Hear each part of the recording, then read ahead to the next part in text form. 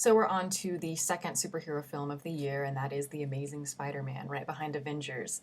And I was a bit skeptical when I first heard that they were going to remake this film, mainly because I just didn't see the point of it, because it was like, do we really need a reboot so soon after the Sam Raimi films?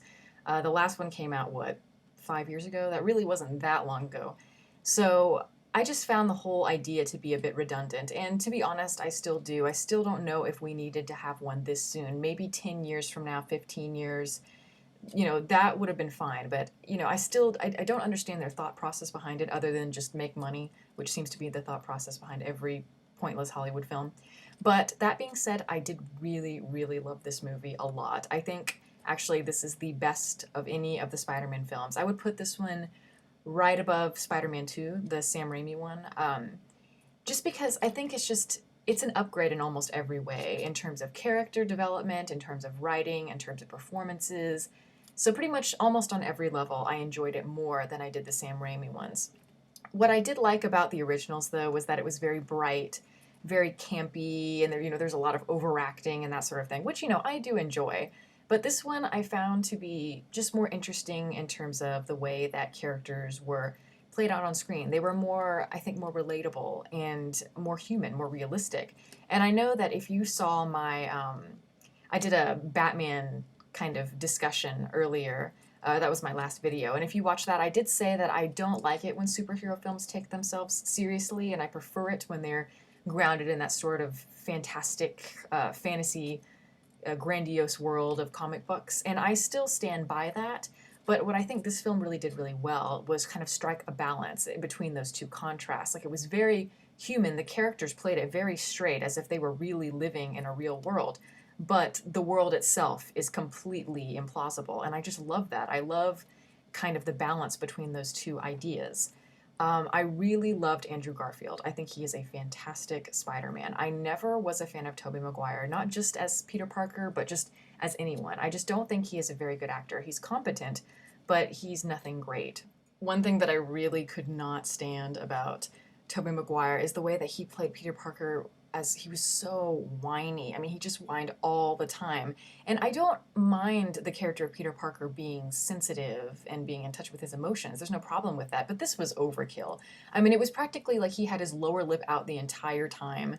And he cried all the time. And what drove me crazy was that he doesn't have the depth of Andrew Garfield or the relatability, I don't think. And he's just not nearly as compelling. And one thing that bothered me, though, was that in the very first Spider-Man that came out, I think in 2001, uh, Spider-Man is, of course, in high school at that time. And, you know, Tobey Maguire plays a high school student like a 30-year-old would play him. He's very sensitive and in touch with his emotions and all that sort of thing. And he becomes a superhero. Of course, he makes his mistakes, but he's very unnaturally responsible and mature about things. But the way that the character is in this new one, the new Peter Parker, the one that Andrew Garfield plays, he plays the character like he is really a teenager. Like, if a teenager really got a hold of these extraordinary powers, how would they handle it? They'd probably do really stupid things. They'd be reckless, and the way that he's really, really cocky and just a complete asshole around all these different criminals. And, he makes a lot of mistakes before he realizes, if you are going to be a hero and you're going to, take responsibility for all of these people, you have to learn to be able to handle it and that sort of thing. So he does a lot of growing up in the film, but he's very realistic, and I just love that. And Andrew Garfield plays the character. He's very he's got that wonderful boyish charm, and, he's really lanky and nerdy and innocent, certainly. And you completely fall in love with him, and I just love that. And I also loved Emma Stone and Gwen Stacy because, I mean, I like Mary Jane, and I really do like Kirsten Dunst as an actress, but Mary Jane, to me, was just never that interesting of a female lead, mainly because she's just the stereotypical girl next door, literally. I mean, she really was the girl next door. So, she was fine, she was enjoyable to watch and sweet and all of that, but, she always ends up just being the very characteristic damsel in distress, where she ends up in all three movies screaming for Spider-Man's help. And I just get really tired of seeing that, especially when we're in the 21st century. I would have thought that female characters would be a lot less dependent on males.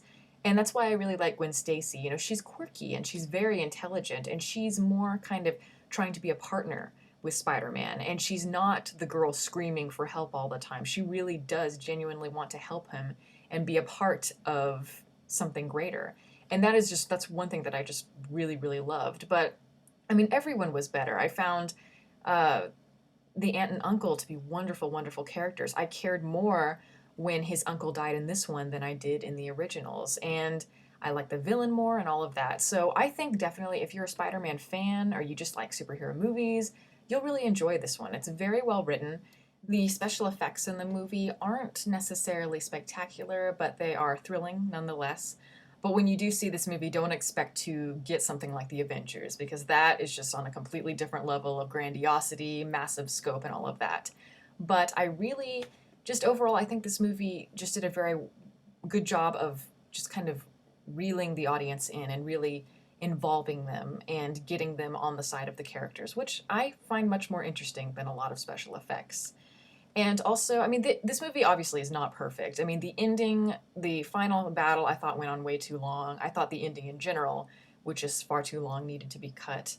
And there are a few moments that are really cheesy. Like there was an ending monologue that I really thought was overkill in terms of just the cheesiness. There's some blatant patriotism that takes place in the battle that just really was kind of just difficult to watch because it was like they were trying way too hard. But other than that, I think that this movie is great for families, and I'm sure most people have seen it already. I know I'm late in doing this review, but if you haven't seen it, go see it. If you have any questions or comments, please feel free to comment below, or you can follow me on Twitter, and I'll catch you guys next time.